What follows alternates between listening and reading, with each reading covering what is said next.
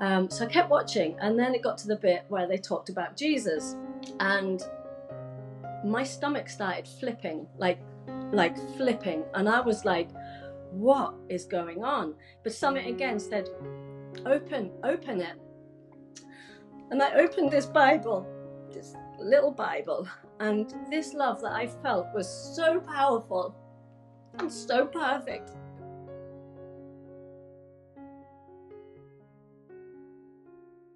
Hi, so my name's Lyndsey. This is my testimony how Jesus came for me when I wasn't even looking. Like, this is crazy for me to be sharing this. So I was born in the northeast of England. I lived there till I was 10. I had no religious background. We did go to church, but it was just what we did on a Sunday. There was no Bible at home. There was no talk of Jesus. And then when I was 10, we moved 30 miles north of London, and we stopped going to church. That was it. Nothing more was ever mentioned about church or anything like that. So no beliefs growing up. But I do remember when I was younger, thinking, I used to sit and think, what would be here if we weren't here? What would life be if there was nothing? So I know I had these, that thought for a long time, when I was younger. But really my journey started when I was 23. Up until then, I kind of was just like into partying, having fun, drinking, going to raves, a few recreational drugs, just life was fun. When I was 23, I was on a kibbutz, and I went only because a friend had gone and came back and said how much fun it was. So everything for me was about fun and being happy. So me and my friend went after this person got back, and it was, a lot of drinking, and I was expecting Israel to be very serious and religious, and it wasn't. It was very secular. So it was right up my street. But one day I saw this guy across a field, and he was doing something. Like, I was fascinated. I was just transfixed on this guy. And I found out he was doing yoga, and I was like, wow. So I ended up moving to Paris shortly after that. And my one goal while I was there was not to learn French, but it was to find out I wanted to do this yoga. So I kind of started on different types of yoga until I found the one that I loved, which was like the very hard physical yoga, Ashtanga. So I did all the meditation stuff. I did the all of the, leading up to this hardcore yoga. And I got to say, when I first started it, I didn't like it. It was very difficult, and the breathing and the coordination and it was challenging. But after about 2 weeks, that was it. I was hooked. It became, I'm going to say, it was like my addiction. Paris was very stressful. People are very rude and arrogant, and I'm very friendly and like helpful. So when I'd hold the door open and they wouldn't say thank you, I'd be like, but just in general, it was a very stressful place. And I did yoga 5 times a week for like 2 hours, 90 minutes to 2 hours, and I was still stressed. But it was like almost like my identity. I almost, to the point where someone would say, what's your name? And I'd go, oh, I'm Yoga. And it'd be like, oh, no, I'm not. I'm Lyndsey, because that's how much I needed. And I'd wake up. Yoga was the first thing I did. So from there, obviously went on to yoga retreats in India and teach Shivananda teacher training. I ended up getting, because I was nanny at the time, so I loved children and I loved yoga. So I qualified as a yoga kids facilitator in America.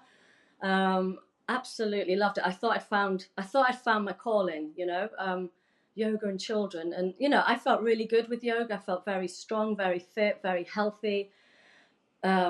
So for me, I saw nothing wrong in it whatsoever.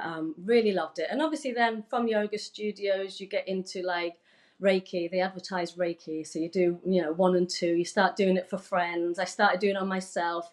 It used to make me fall asleep. It was all very lovely. Everything I did was lovely, and they'd get into angel cards and do readings for people, and give answers. I'd do the pendulum, yes and no. I got into astrology, numerology, all that kind of stuff. So from there, it just went oh, there's this whole new world I never knew about. And I had a lot of, everything I did was fun. So I had a lot of fun. I was very happy. I traveled a lot. And I basically moved to London then. I stayed there 8 years. and I really needed to leave because I was so stressed despite all the yoga. And I joined this travel company. It was actually a network marketing travel company. Again, really fun, really, it was just adventure, travel, holidays. And I got a lot into personal development. So it's like law of attraction, trying to manifest things. And again, I thought it was all very lovely and just, innocent. And then a friend introduced us, took us to a workshop, an introduction to something called Kabbalah, which I'd never heard of. And I went along, and it was all about your life and who you are and how, this kind of stuff. So it was right up my street because I was curious. I wanted to know things like why we're here and who I am and things like that. And that was free, and I quickly joined. I think they had 6 group of, like, one would be reincarnation, one would be angels, one would be relationships and things like this. So it was all free. The first one was free, sorry. So then you're like, oh, then I'll pay. So I was really hooked on that, like, because I was always searching for knowledge, just wanted knowledge. I wanted to know things. So it really satisfied my curiosity of, life, really. And they do past life regression readings, and then it would be, oh, so that's why I don't like dark, cold, icy water, because in a past life this happened. And I was like, oh, that makes so much sense, that, all this kind of stuff. And it was funny because in Kabbalah they would say it wasn't Judaism, and it was. So I did all the holidays, the Purim, Yom Kippur, the Rosh Hashanah, everything, you name it, I did it. And I spent an absolute fortune on this. And there's a lot of good we did from that, a lot of social stuff. But eventually, after 4 years, I was feeling very empty when I'd leave the Shabbat on a Saturday, and we'd go in and do all this ritual stuff, and which I didn't really understand, but I thought I was doing something good, So then when it got to the point where I was leaving and I was so empty, so just empty and void, I was like, this isn't right. Something about this, I can't continue. So I just stopped.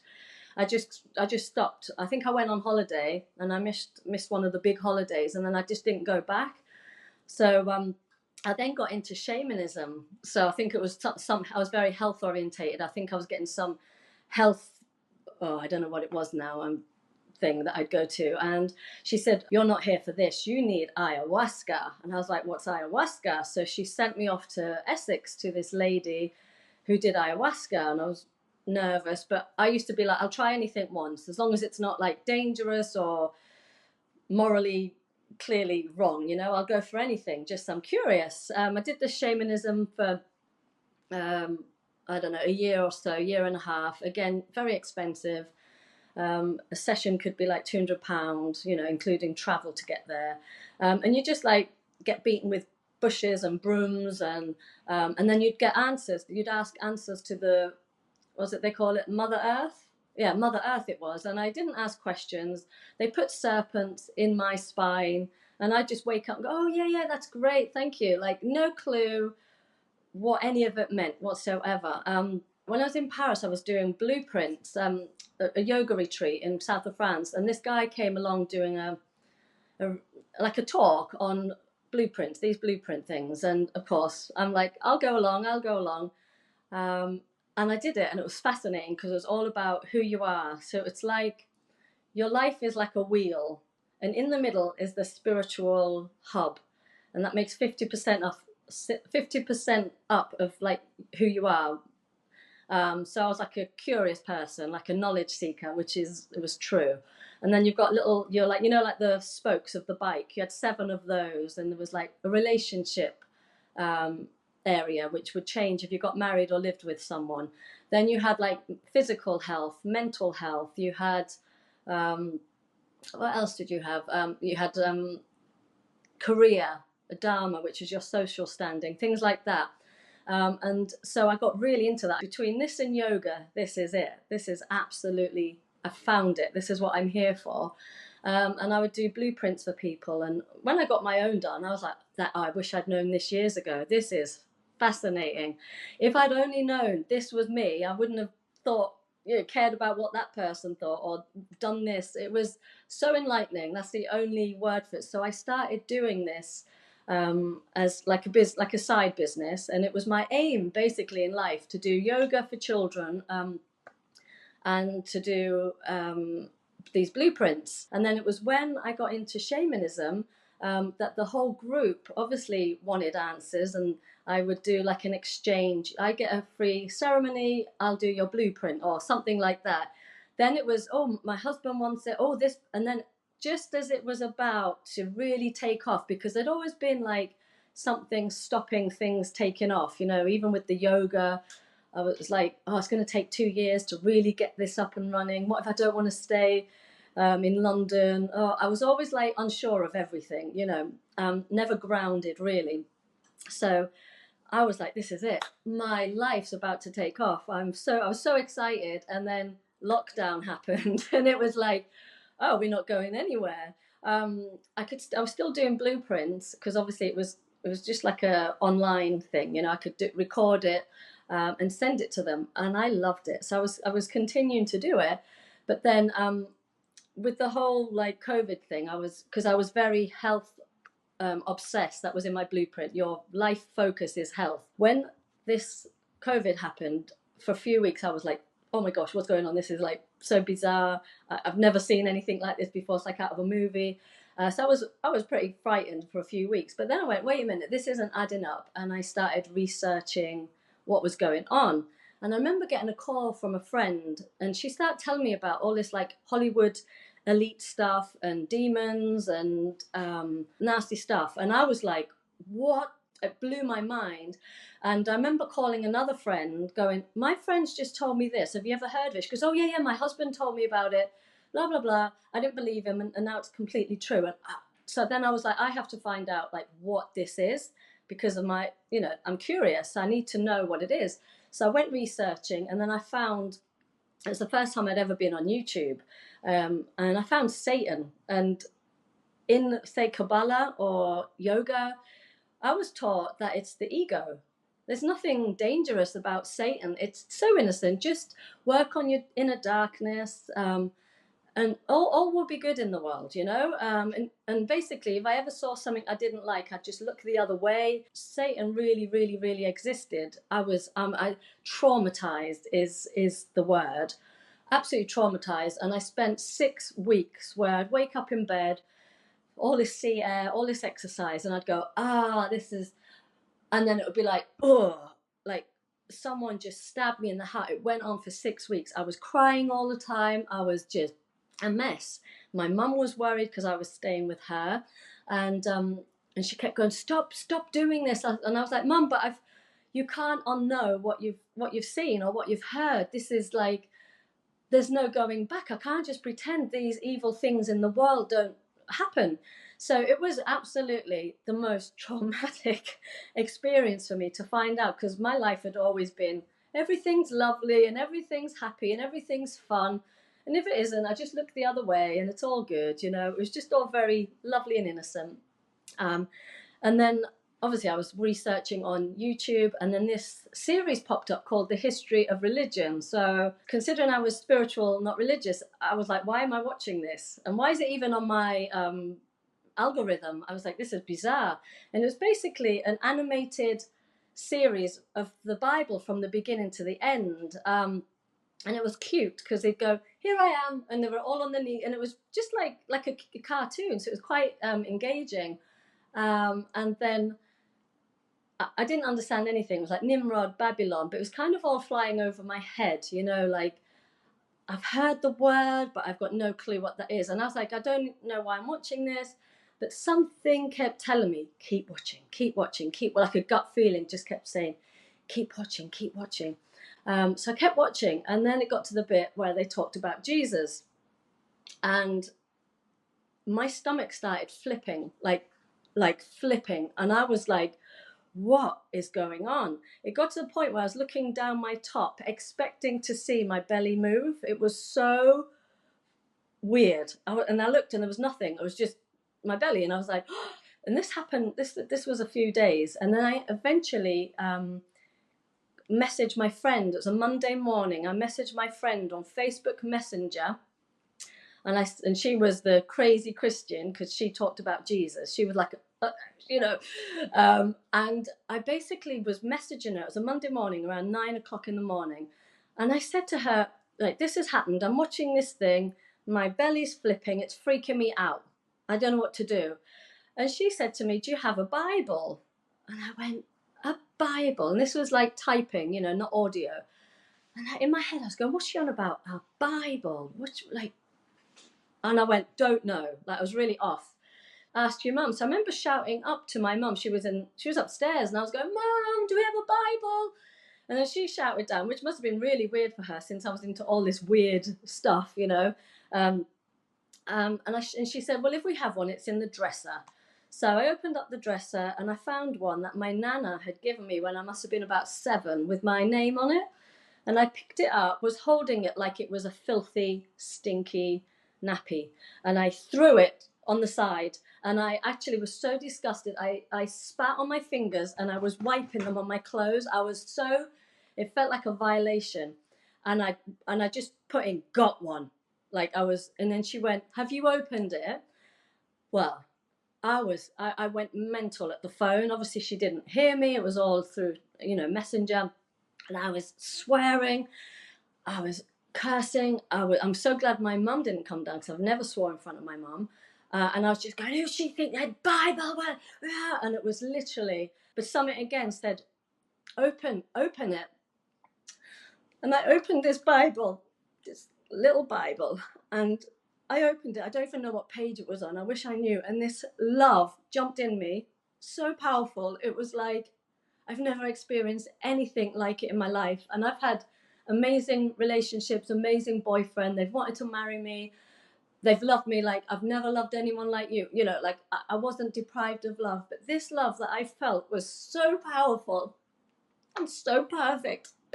I didn't know what it was, honestly. And to this day, it's like, every time I think about Jesus, I'm like a mess. It's like, and I just remember standing in the kitchen, not having a clue what happened, but I put my hand up and I looked up, not knowing this was really from God, and I just stood there going, wow. I don't know how long I was there. My mum hadn't come down, and all I think I did was go, I'm going to the beach with the dog. Took the dog, went to the beach. And as I was walking down the road, I was seeing people. And I was like, I love that person. And I didn't know what it was. I just loved everybody. Like in yoga and the New Age, I was I'm very friendly and nice. But if you don't believe what I believe, there's not much conversation. I mean, it's like, see you then. You're not on my wavelength and I don't have time for you. But I loved everyone. My heart was like, it felt like my heart was like shattered into like a million pieces. Doesn't matter if it was like a woman, a man, a child, an old. I've never liked old people, and now I love old people. And I went out and I was going, I haven't got a clue what happened to me. But I just knew I needed a Bible, a proper one, because the one I had was so small. So after, I went back to London, and the first thing I did was find a Christian bookshop, which was so weird for me, and buy a Bible. And it took 10 months of an hour every morning I just inhaled it. First thing I did was Bible. I had to know what this book said. Now, I always thought it would be the most boring, miserable, pathetic book ever. I didn't think there would be anything in it, and I could not get enough of it. It was like all these years I was searching for knowledge, and there it was, wisdom, true wisdom in my hands. And it was like, how I spent thousands traveling the world, going to the East, America, everywhere, looking for the answer. And I ran away from Jesus. Not that even anyone really told me about him, but that's all I knew is I didn't want Jesus. And there he was. And it cost me, I think, £15 for a Bible. And that was it. All those thousands and thousands of pounds I spent on New Age, on books, on courses, didn't mean anything. All the travels didn't mean anything. And it's like, So yeah, I'd realized I'd been born again, and I didn't know what that was. So when I was reading the Bible, I still was like, I just knew this was amazing. This was like, I changed from that moment that happened. My desires had changed. I didn't want to travel anymore. I wasn't interested in men. I wasn't really interested in myself that much, like, because New Age, it's very self-centered. Even though I wasn't horrible, but it was, if I'm not happy about this, I'm not doing it. It doesn't matter if it makes you, there's certain things I was just like, yeah, I'm not doing it. It's just changed from the very core of me, and all these things like that. This blueprint told me it's almost it's void now, because Jesus came and filled me with light. And even though the blueprint was spot on, but Satan he copies God's kingdom, and it wasn't wrong. It's just, now that I'm born again, I'm a new creation. So that blueprint now is like, it's not me. And that, for me, that's incredible. How Jesus can just come for you. When I was not looking for him, I didn't want him, and he just came for me, and he went, boof, boof, I'm having you. And honestly, now it's like, because one of my ex-boyfriends used to say to me, can you not just think, like, live from your heart? And I just didn't know what that meant. I was all here. It was all knowledge. I have to know things. And then Jesus has come along, and he's smashed my heart, shattered it into a million pieces. And it's like, now I care for other people. Like, doesn't matter what you believe in. It's unbelievable what he's done. So I cry all the time now. Wherever I go and I talk about Jesus, I cry, because I went from being hard-hearted, where I'd really have sympathy for animals or children. Now, but other people, I was like, your own fault. You did that. It's your own fault. I don't want to know. And now I'm like, my heart is like just there for everybody. And that's what Jesus has done. And it doesn't go a day when I don't cry at how grateful I am for what he's done for me, because I was in the New Age, it's just darkness, thinking it was love and light, and it wasn't. And I had no clue. And I didn't even know I was in the New Age. I hadn't heard what New Age was until I found Jesus. So I was completely living this knowledge seeking life in total ignorance. And I'm just basically grateful every single day for Jesus. The person I rejected, I didn't want to know, and he was the answer. That's it. It's Jesus. It's like amazing. So that's what happened to me.